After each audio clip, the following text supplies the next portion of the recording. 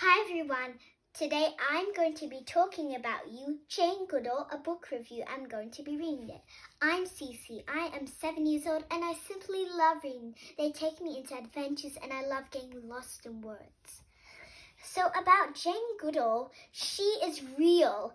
She was born in the 90s and all thanks to my mum.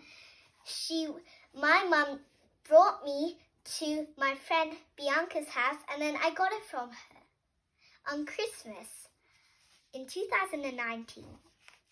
So, I want to be reading you Jane Goodall. Jane Goodall loves chimpanzees because when she was 1, her dad gave her a stuffed chimpanzee and she gave it a name.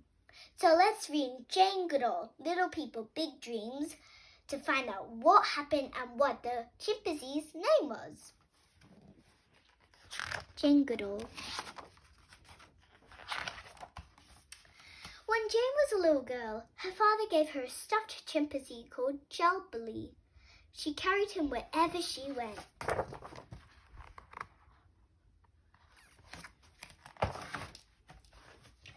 Jane loved animals very much. She wanted to live in the jungle with wild chimpanzees just like the heroes of her bedtime stories, Tarzan and Jane. Ooh, same name, Jane.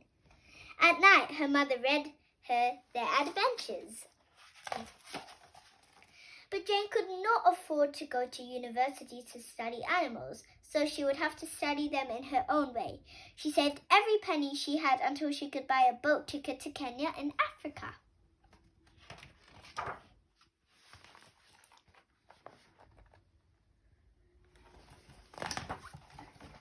When she arrived, Jen met a well-known scientist called Louis Leakey. He was looking for a chimpanzee researcher willing to study them in the wild. He thought that they could learn about humans by studying apes. It was an opportunity Jane had been waiting for. So Jane took another journey to the shores of Gombe in Tanzania. To start with, she couldn't see any chimpanzees, but she had the feeling they were near, watching her.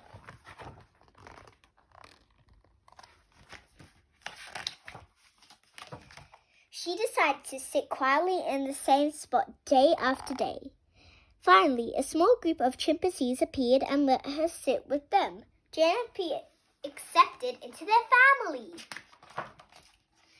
Instead of numbering them, as all the other scientists did, Jane decided to give every chimpanzee a name. There was David, Greybird, Flo, Flint, Fifi, and Gigi, to name a few.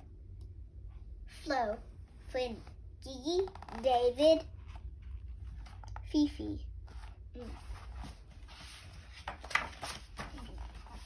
By watching them carefully, she noticed that some chimps were kind of quiet and generous, like this one, while others were bullies. It seemed that humans and chimps were not so different after all. Then Jane made another incredible discovery. Chimpanzees could make their own tools. This was something only humans were thought to do. Jane's talent was quickly recognized by Cambridge University. Here, she studied for her doctorate in animal behavior, and it wasn't long before she wrote her first article for one of the most famous science magazines. Jane continued to study chimps in the Gombe for 40 years. But jungles were starting to disappear across Africa, which put all animals in danger. She knew she had to do something. Jane joined countless projects to protect nature. She was no longer just a courageous researcher, but also the most determined wildlife defender the world had ever seen. Wow, that's a lot of people. And the little girl who loved animals challenges us to be kind to nature, because if chimpanzees can live in harmony with their environment, we can too. Jane Goodall, born 1934, present. 1935, 1940. These are all the pictures about Jane when she was back little, young, and a teenager. And then an adult.